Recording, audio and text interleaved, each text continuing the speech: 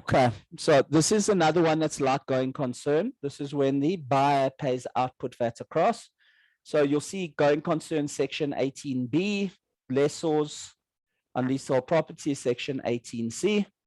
Now guys, it's not a difficult thing to actually do in an exam. If you do get given leasehold property in an exam and you're asked to discuss it, providing you tag these three sections for the lessee, you're not going to have a problem inside an exam actually answering this. So you'll see I've got the tags here. What are the tags? 829 says, supply of leasehold improvements shall be deemed to be a supply of goods. That's section 829. What does section 912 do? It says it's deemed to take place at the time the leasehold improvements are completed. And then the value of supply of leasehold improvements for the lessee is deemed to be nil. So it's like it's being zero rated. There's no VAT on it. Okay. So if you are the lessee, how would you answer a discussion question? You'll say section 829. Supply of leasehold improvements shall be deemed to be a supply of goods. 912, the time of supplies when the leasehold improvements are completed, and the value of supply in terms of section 1028, it's deemed to be nil. And now you've done the lessee properly. What about the lessor? Guys, there's a formula. It's in section 18C.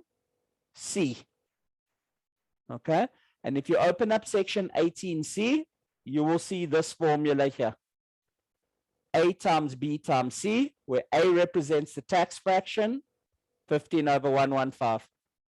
B represents the amount stipulated in the agreement, or if no amount is stipulated, open market value. And C represents the percentage of the goods for the purpose of making other than taxable supply. So again, it's the exempt portion over here. So have a look here at this question.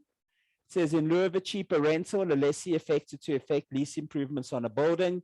The lease improvements cost the lessee $1 million.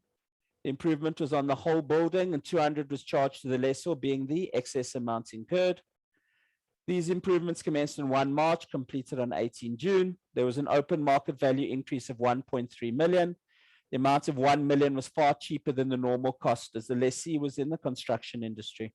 The building is a mix of residential and commercial properties, and in the past, SARS has allowed 40% to be treated as taxable supplies. So the lessee is very, very simple, guys. You're just going to say 829 deems it supply to take place. Okay, 1028, no value. 912, time of supply when the improvements are completed. Lessor solution. Guys, what's going to happen? We're going to have to sit there and say value of supply is 15/115 times 1.1 times 60. Remember, guys, here it is. C is whatever is not VATable. So here, 60% is exempt.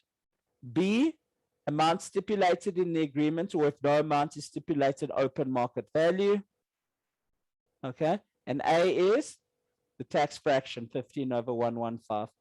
So there it is, 15/115A times amount stipulated in the agreement, or if no amount stipulated, market value, times 60% gives you the amount that you'll treat as a VAT adjustment, an output VAT that the lessor will pay across to SARS.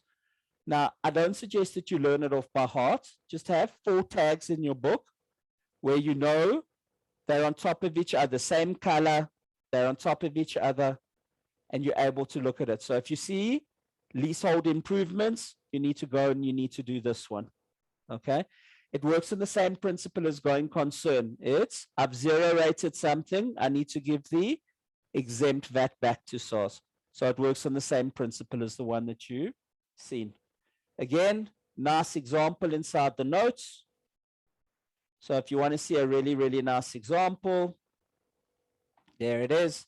There's a VAT question on leasehold improvements from the lessee and the lessor perspective.